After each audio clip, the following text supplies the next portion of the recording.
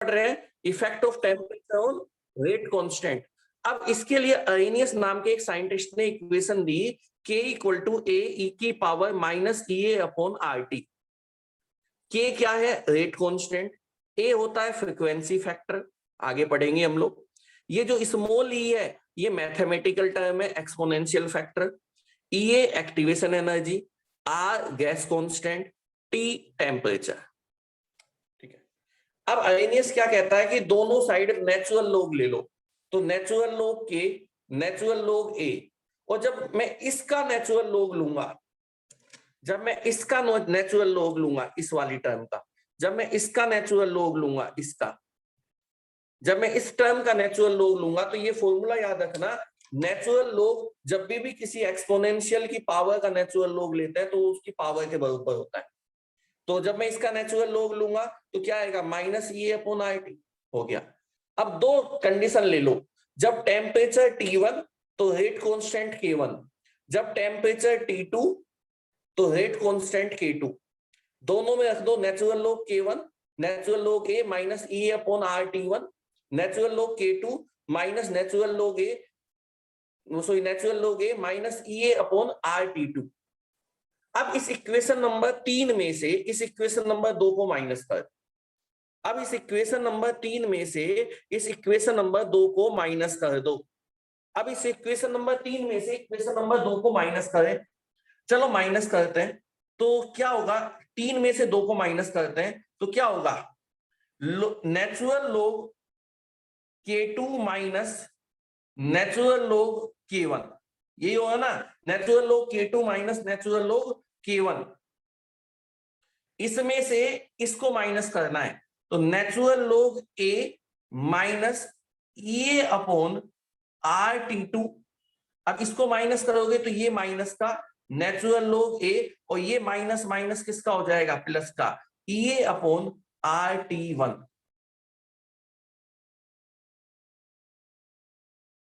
होगा या नहीं होगा? अब इस नेचुरल लॉग से, इस नेचुरल लॉग A से नेचुरल लॉग A कैंसिल हो जाएगा। यहां पर log A minus B, log A by B लगा सकता हूं, तो ये क्या निकलेगा? Natural log K2 by K1 निकलेगा या नहीं? Natural log K2 by K1। अच्छा, इन दोनों में से कॉमन आ सकता है, इन दोनों में से कॉमन आ जाएगा, इन दोनों में से कॉमन आ जाएगा, क्या कॉमन आ जाएगा? कॉमन आ जाएगा बच्चों, इन दोनों में से कॉमन ले लूं EA। अगर मैं इन दोनों में से EA को कॉमन ले लूं, EA बाई R भी तो कॉमन आ सकता है ना, EA बाई R कॉमन ले लूं तो क्या बचेगा? 1 upon T1 minus 1 upon T2, 1 upon T1 minus 1 upon T2 बचेगा या नहीं बचेगा? अच्छा, नेचुरल लॉग को लॉग में बदल दो। अच्छा, नेचुरल लॉग को लॉग में बदलते हो तो कितने से मल्टीप्लाई होता है? 2.303 से। इस नेचुरल लॉग को लॉग में बदलो तो कितने से मल्टीप्लाई करूं? 2.303 से मल्टीप्लाई करूं, हाँ या ना? नेचुरल लॉग को लॉग में बदलू तो कितने से मल्टीप्लाई करूं? 2.303 log K2 by K1 equal to EA upon R। अच्छा, इसका एलसीएम ले लूं तो क्या हो सकता है? T1 T2, तो यहां क्या आ जाएगा? T2 minus T1। बताओ बात समझ में आई या नहीं आई? और अब इस 2.303 को यहां ले जाऊं तो मेरी डेरिवेशन सोल्व हो गई, और फाइनल रिजल्ट निकल के आ जाता है। फाइनल रिजल्ट निकलता है, वो निकलता है log K2 by K1 equal to, ये इधर जाएगा तो EA अपॉन 2.303 R ब्रैकेट के अंदर T2 minus T1 divide by T1 T2। ये है अरेनियस की डेरिवेशन, बहुत इंपॉर्टेंट फॉर्मूला, और इसके ऊपर बहुत सारे न्यूमेरिकल आएंगे, बहुत सारे न्यूमेरिकल हैं इस फॉर्मूला से जो सोल्व होंगे। That is the Arrhenius equation कह सकते हो, अरेनियस इक्वेशन के पैरामीटर कह सकते हो, और इसी को आप इफेक्ट ऑफ टेम्परेचर कह सकते हो ऑन रेट कांस्टेंट। पूरी डेरिवेशन आपके सामने, फिर से देखो, फिर से समझो। हम लोगों ने क्या पढ़ा भी, ऐसा नहीं टॉपिक एक्टिवेशन एनर्जी कंप्लीट हो गया, आज नहीं कल कंप्लीट होगा। फिलहाल फिर से देखो हमने कहां से स्टार्ट किया था। हम लोगों ने यहां से स्टार्ट किया था एक्टिवेशन एनर्जी, हमने एक रिएक्शन उठाई, प्रोडक्ट बनाया, एक्टिवेशन एनर्जी के लिए ग्राफ बना दिया।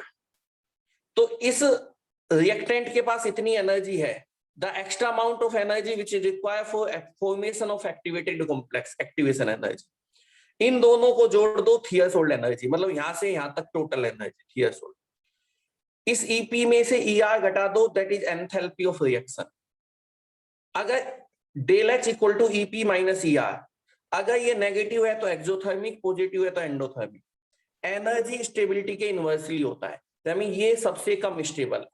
फिर हमने पढ़ा एक्टिवेटेड कॉम्प्लेक्स की डेफिनेशन, इंटरमीडिएट जिसमें बॉन्ड ब्रेकिंग और बॉन्ड फॉर्मेशन सबसे ज्यादा साथ साथ हो, जिसकी स्टेबिलिटी सबसे कम हो, एनर्जी सबसे ज्यादा हो, एक्टिवेटेड कॉम्प्लेक्स। हमने पढ़ा रेट लो या टेम्परेचर कोफिशिएंट, तो rate constant and T plus 10 degree Celsius divide by rate constant at T degree Celsius.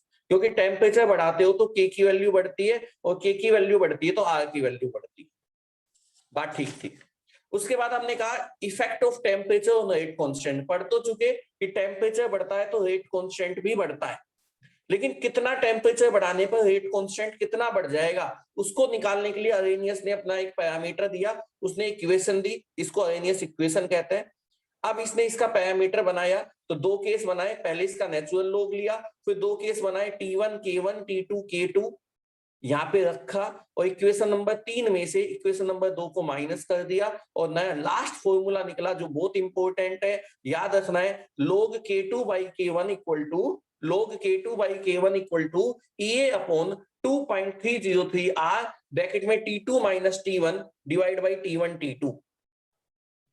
इस पे बहुत सारे न्यूमेरिकल्स हैं, कल मैं आपको वो न्यूमेरिकल्स कराऊंगा, एक्टिवेटेड कॉम्प्लेक्स एक्टिवेशन एनर्जी का बचा हुआ हिस्सा करा करके, और हम लोग अपना न्यूमेरिकल्स करेंगे।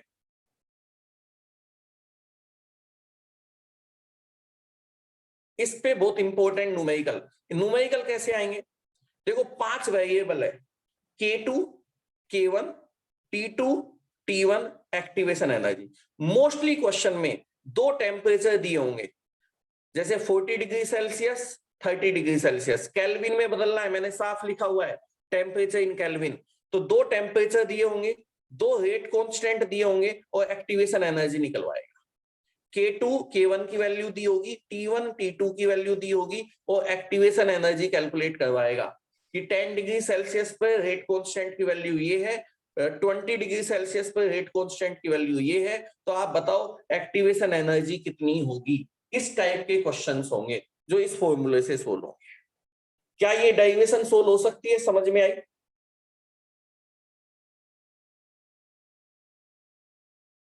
जिसके डेरिवेशन समझ में नहीं आई हो वो भी डायरेक्ट फॉर्मूला जरूर याद रख लो, log K2 by K1 equal to EA upon 2.303 R bracket में T2 minus T1 divide by T1 T2।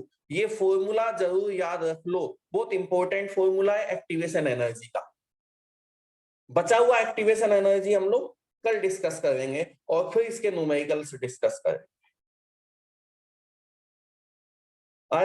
अथा रिकॉर्डिंग बंद करो बेटा।